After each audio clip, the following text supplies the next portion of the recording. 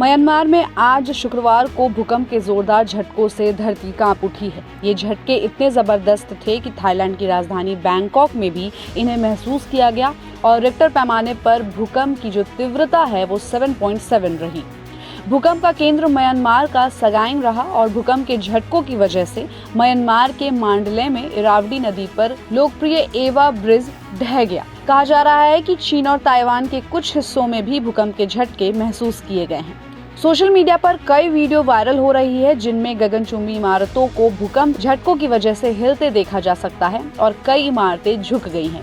अब अगर बात करें कि भूकंप के पीछे का कारण क्या है, तो चलिए मैं आपको बताती हूँ कि धरती के अंदर 7 टेक्टोनिक प्लेट्स हैं। ये प्लेट्स लगातार घूमती रहती है। जब ये प्लेट आपस में टकराती है, रगड़ती है और एक दूसरे के ऊपर चढ़ या उनसे दूर जाती है, तब जमीन हिलने लगती है। इसे ही भूकंप कहते हैं और भूकंप को मापने के लिए रिक्टर पैमाने का इस्तेमाल करते हैं, जिसे रिक्टर मैग्नीट्यूड स्केल कहते हैं। रिक्टर मैग्नीट्यूड स्केल 1 से 9 तक होती है और भूकंप की तीव्रता को उसके केंद्र यानी एपी सेंटर से नापा जाता है, यानी उस एपी सेंटर से निकलने वाली एनर्जी को इसी स्केल पर मेजर किया जाता है। 1 यानी कि कम तीव्रता की एनर्जी निकल रही है और 9 यानी सबसे ज्यादा। बेहद भयावह और तबाही वाली लहर है और ये दूर जाते जाते कमजोर होती जाती है।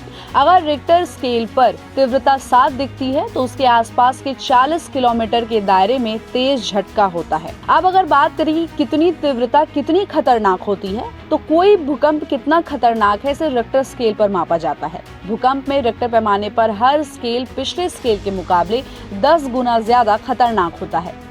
0 से 1.9 की तीव्रता वाले भूकंप का पता सिर्फ सिस्मोग्राफ से ही पता चलता है। 2 से लेके 2.9 की तीव्रता का भूकंप आने पर हल्का कंपन होता है। वहीं 3 से 3.9 की तीव्रता का भूकंप आने पर ऐसा लगता है जैसे मानो बगल से कोई ट्रक गुजर गया हो। वहीं अगर 4 से 4.9 की तीव्रता के भूकंप को देखें तो उसमें खिड़कियां टूट जाती है, दीवारों पर टंगे फ्रेम गिर सकते हैं।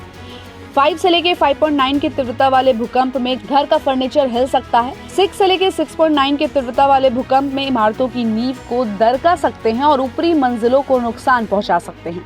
7 से 7.9 की तीव्रता का भूकंप आने पर इमारतें ढह जाती है और जमीन के अंदर पाइपलाइन फट जाती है। 8 से 8.9 की तीव्रता के भूकंप में इमारतों के साथ साथ बड़े बड़े पुल भी गिर सकते हैं और 9 या उससे ज्यादा की तीव्रता का भूकंप आने पर जमकर तबाही मचती है। कोई मैदान में खड़ा हो तो उसे धरती हिलती हुई दिखाई देगी और समंदर नजदीक हो तो सुनामी भी आ सकती है। तो इस पूरी खबर पर आपकी क्या राय है, हमें अपनी राय कमेंट बॉक्स में दें और ऐसे ही अपडेट्स के लिए देखते रहिए गुड रिटर्न्स। हमारे चैनल को लाइक और सब्सक्राइब करना बिल्कुल भी मत भूलिएगा।